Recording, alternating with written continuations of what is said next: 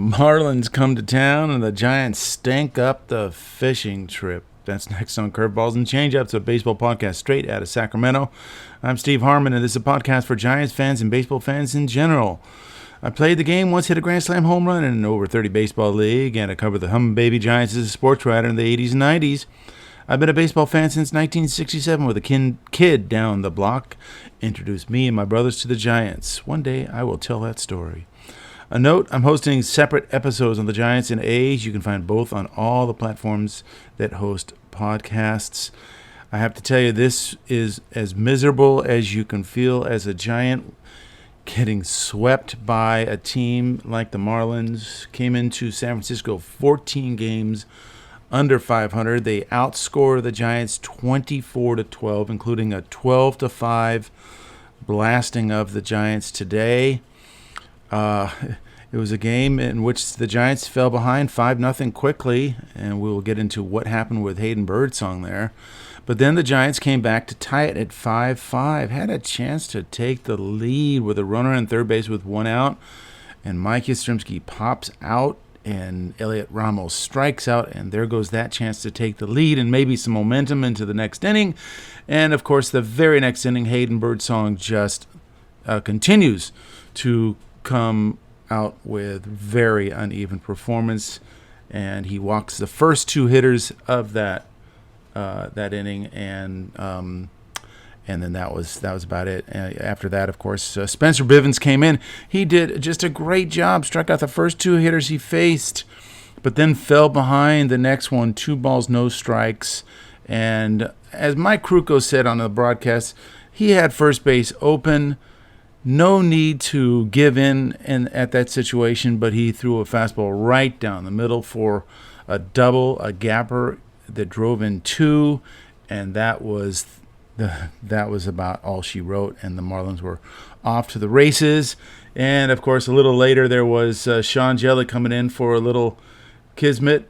He's had a tough time since it came out that his wife had filed for divorce and complained of abuse.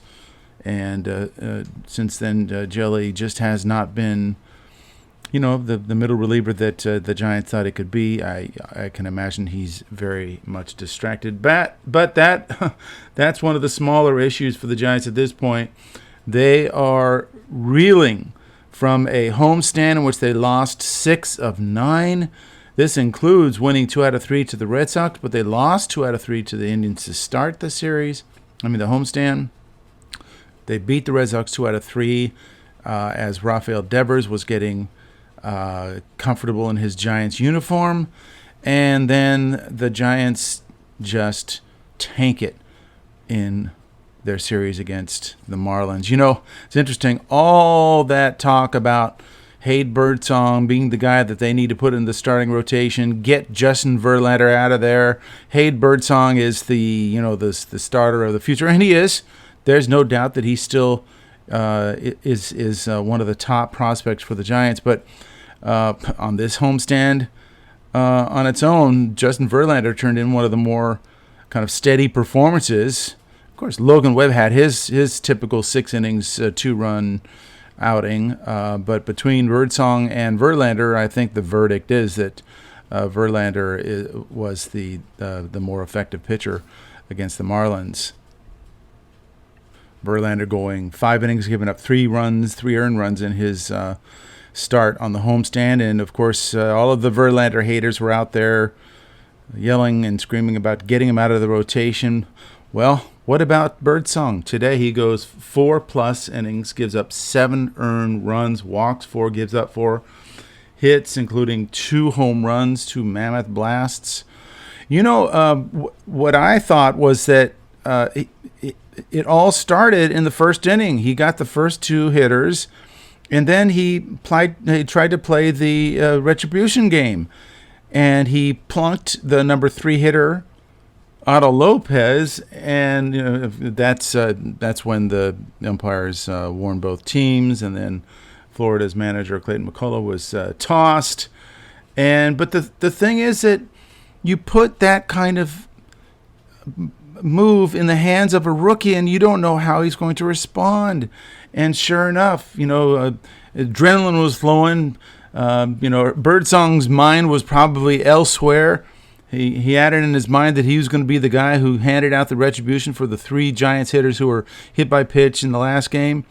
And then you lose focus, and sure enough, he gives up a double to Agustin Ramirez, the next hitter, second and third, and then the 3-run homer in the first inning to Kyle Stowers, and that was reflective of the need to have a guy who knew what he was doing in that situation. You can't have a rookie taking on that responsibility of playing the retribution game. So that was not a good move on the Giants. I don't know who talked about it. I don't imagine it was ordered by manager Bob Melvin or anybody else. I think it was just a common, probably a little conversation in the clubhouse, and we got to get him. And then Hayden Birdsong wound up becoming the man to do it, and it was just the wrong guy. 23-year-old kid was not going to be able to handle that responsibility, and sure enough,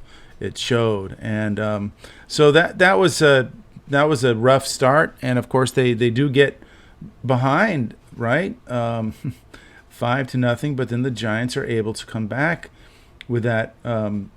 With 2 runs in the third inning, and then 3 more in the fourth to make it 5-5, and then Birdsong, who had scored pitched a scoreless fourth inning, came out for the fifth, and I don't know. I don't know if Bob Melvin had it right in sending him out in a tie game. I guess you want to give him a chance to pitch the fifth, so he could be in a position to win the game. But there he was, walking the first 2 hitters in the fifth inning, and you could see he was just all over the place. His fastball, he had no control over it. Anyway, I don't want to lay it all in the hands of a 23-year-old rookie pitcher, Hayden Birdsong. This series overall lacked energy, for 90% of the 3 games. There were spurts of energy, spurts of good moments for the Giants, but nothing sustained. And little things like you have the runner on third base with 1 out, and Mike Yastrzemski hits a pop-up to left field that doesn't get the runner in. Those are the kinds of things that haunt you. And sure enough, you don't take the lead, and the Marlins are able to come right back and seize control of the game. And so now we are faced with a situation where now the Giants are heading to the road. They've got the Chicago White Sox, I think the second worst team in the major leagues for the next 3, but they've been playing pretty good baseball, actually. So, their record now is 26-55. But for a while there, it didn't look like they were going to win 25 games in the season. So they've actually started to win more, and they're going to be incentivized to do well against the Giants too. They'll see what the Giants did against the Marlins and probably take it upon themselves to see what kind of damage they can do against the Giants. And so at this point, the Giants, I have to say, you could look back at the end of this season and maybe we'll be able to laugh at it and see it for what it was, which was a low point of the season, right? My feeling is that it's worse. My feeling is that this is who the Giants are. They're not the kind of team that really is serious. I mean, so they take 2 out of 3 from Boston, and they get the day off, and they come back on Tuesday with just a kind of a lackadaisical attitude. So they obviously were feeling good about themselves, but they took their opponent for granted, and they had their hats handed to them. So, and if that's a characteristic of your team, then you are not a championship team. You're not a winning team, and they're going to have to do a lot to overcome that, and they've got to do it pretty quickly. So they're headed to Chicago for 3, but after that, they've got the Arizona Diamondbacks in Arizona for 4. Now that could be a devastating series if the Giants don't get their act together. Then they come back to California and they come to Sacramento to play the A's, and who knows how motivated the A's will be to do a little payback from their last series. So there are a lot of tests coming up for the Giants here in the early part of the second half of the season. The Giants are now back to 7 games over 500. Each time they get 10 games over 500, they sink below. They just do not find a way to get past that threshold of 10 games over 500.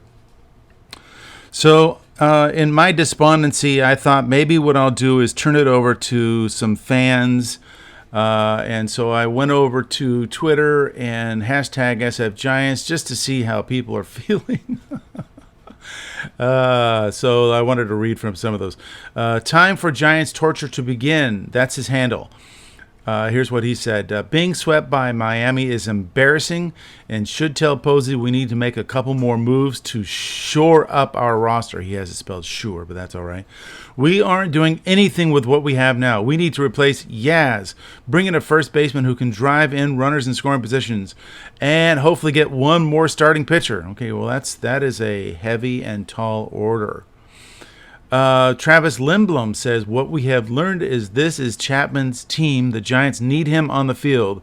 It's true. I mean, I think the Giants definitely miss Chapman. But, I mean, in Chapman's absence, I mean, come on. Casey Schmidt was hitting better than Chapman had hit at any point of the season. But it's true. Chapman is a leader, and they do need him back. And as soon as Chapman is back, we'll see Casey Schmidt at second base. Thankfully, we got the report that Casey Schmidt did not suffer a broken hand on that hit by pitch. It's just a deep bone bruise, so it'll be maybe a few days before he can get back, but it's not any kind of long stint.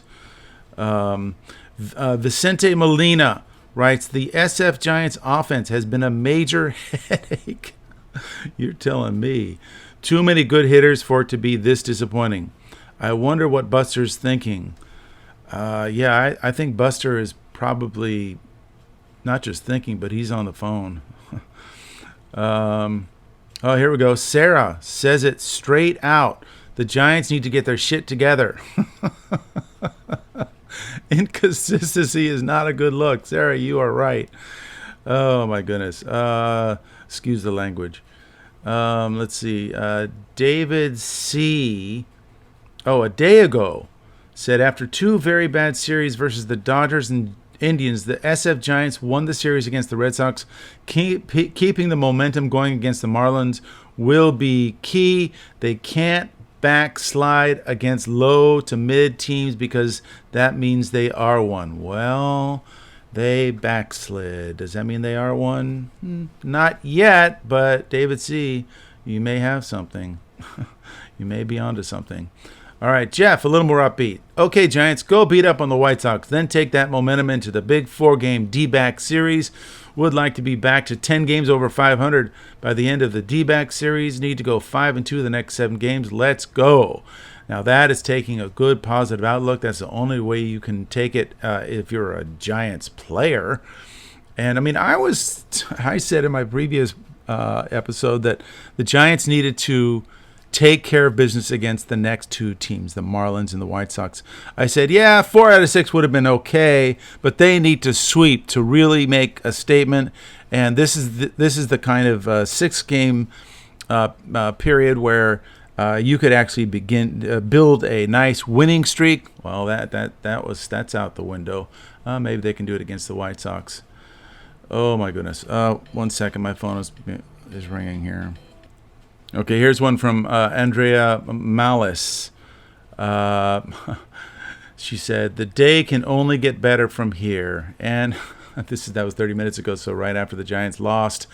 And I don't know, you carry these losses throughout the rest of the day. The day actually just feels worse and worse until you get to play the next time. But good attitude, yes, it can only get better from here. Let's see, what else do we have here? My SF Giants, what is you doing? That's from Aurelia to Kent to Snow. Hashtag. Oh, man. Yeah, so, here's one from Josua Hernandez. In all caps, we better sweep the fucking White Sox, bro. I'm sorry. These are fun.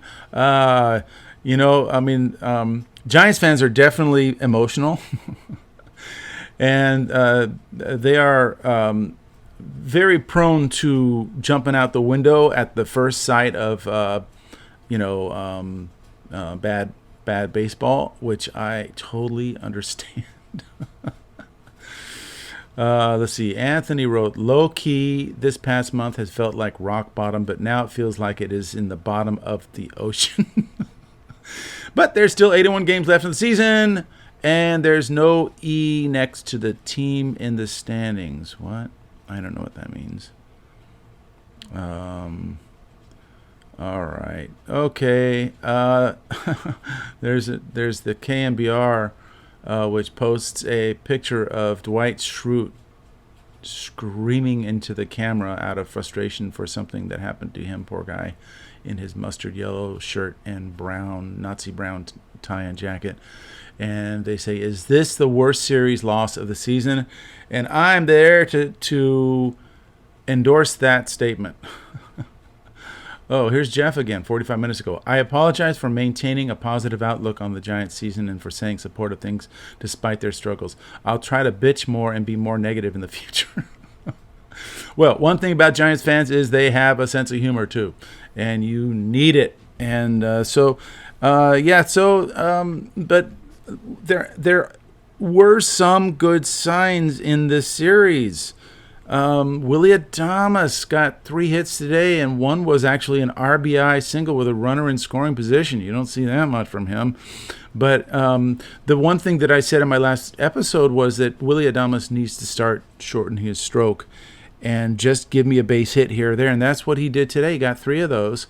And line drives to left field, not bad. Yesterday, of course, he most everybody thought that he had hit a game-winning grand slam home run in the 9th inning. Fell short, but I did not.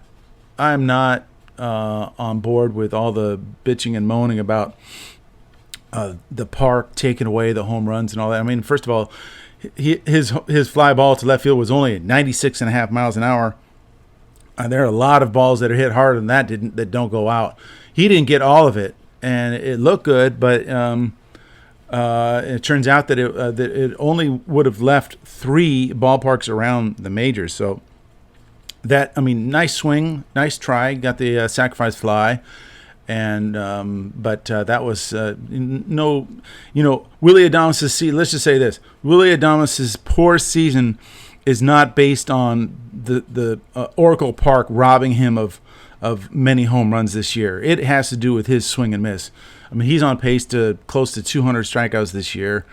Most of this year he's just been awful with the swing. So, but look, seems like he's getting it together a little bit. So I'm gonna refrain from bitching and moaning about Willie Adames. He did fine. Rafael Devers finally broke out of it. He was hitting 190 for the Giants since returning. And remember, I told you he came to the Giants in a slump of his own in his last 19 games or so with the Red Sox. So it was a carryover from his slump in Boston, and he extended it up to today when he hit that massive blast to center field for a 2-run homer, and he had 3 hits in all, had a double. So good to see his swing appearing to return. I'm just worried to death that he's going to hurt that groin, and it'll be Matt Williams' fault, of course, right? Matt Williams, I didn't get a chance, but that send of home last night was just ridiculous. Do you remember when he held up Jung-Hoo Lee on that fly ball against the Indians, right? It was a short fly ball, and he held Jung-Hoo Lee, and fans just jumped all over him. There was questions about it in the post-game interviews.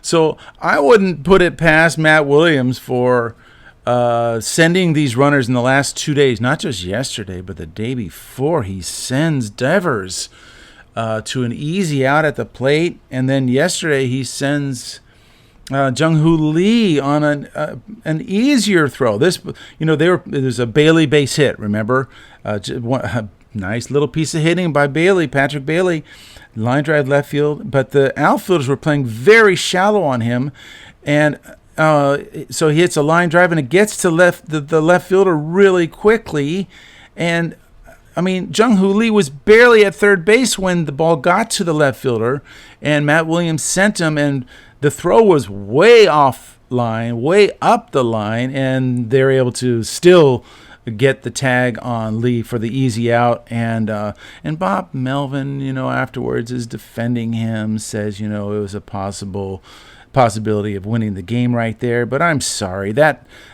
was just a terrible sin. But my point was going to be that so he holds up Jung-Hoo Lee, gets a lot of gets attacked for his poor decision on that. So I can see him just saying, okay, fans, you want me to send him? Here you go, sending him home no matter what. Now, of course, that would be completely unprofessional, and I really don't think that's what went through his mind, but there's a little bit in my mind that thinking that Matt Williams has that in him to do that.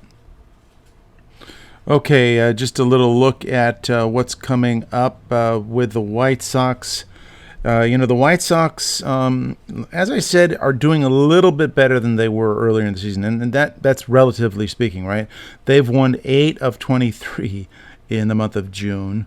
So I mean that's still awful, but not nearly as bad as they were playing earlier in the year. They've actually been okay at home. They've won 17 and lost 23 at home, so nothing to sneeze about for the upcoming series for the Giants. Upcoming matchups in this one, it'll be Landon Roop, who will go up against Aaron Savali. Roop is coming off a really nice outing against the Red Sox, rebounding from a previous pretty poor outing against the Dodgers, so the Giants are hoping that he can rebound. Savali has not had a good season. He's 1-4 with a 5.03 ERA. He's the former Indian who back in 2021 was a 12-game winner, but has been just pretty mediocre since then. And then let's see, so that's Friday, and then Saturday it'll be Robbie Ray going against Adrian Hauser. Ray has had 2 straight outings where he has not done that well. I mean, let me see here. Actually, 2 out of 3, so that's right. It was against the Rockies in Colorado where he could only last 4 innings, and I was saying that, you got to give him a break. That was in the tough conditions of Colorado, tough thin air conditions. And then against the Indians, he lost in that one, went 6 innings, gave up 3 earned runs, 5 hits. So not the dominant Robbie Ray that we've come to know and love. Only 5 strikeouts in that one. Was out of the game after 102 pitches in 6 innings. But then against the Red Sox, not one of his better outings. Went 5 innings, gave up 4 runs, 3 earned, gave up 2 home runs, and that was it for him. So I don't know if Robbie Ray has, hit a rough patch here or what, but, the White Sox offense is one of the worst in the major leagues. So we will know if he's going through a rough patch or not. If he gets back on his horse and performs as well as he has all season long, then we'll know he'll be okay. If he has a tough time against the White Sox lineup, then we know that we'll know that he'll have been going through a rough patch. He's going up against Adrian Hauser.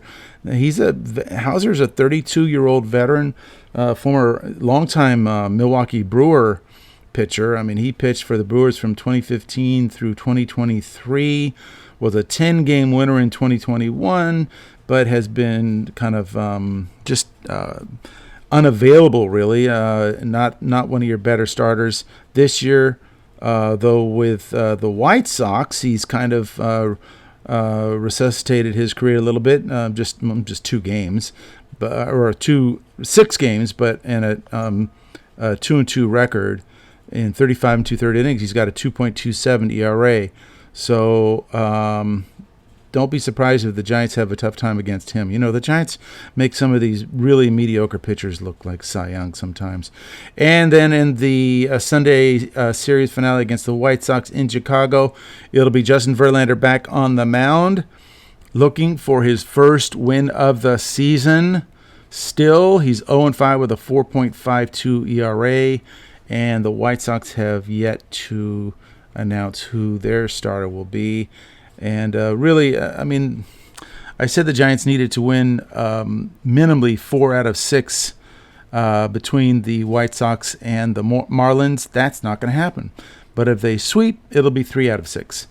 And that's where we are now with the Giants. And we'll have to see if they can recoup after this just embarrassing, I'd just call it an embarrassing series against the Florida Marlins. Okay, that's all I have for today. Thank you for tuning in to Sacramento's Curveballs and Changes with me, your host, Steve Harmon. You can find Sacramento's best baseball podcast on Apple Tunes, Spotify, Amazon Music, iHeartRadio, YouTube, Odyssey, the podcast app, and wherever else you can listen to podcasts. Please hit the subscribe button so you can get notified when my next podcast is up. I'm also on Twitter, or what some call X, and Threads, and post my episodes there. If you see it there, please retweet or repost and tell your friends. It would be great to grow our baseball-loving community. Okay, until next time, lay off the slider low and away.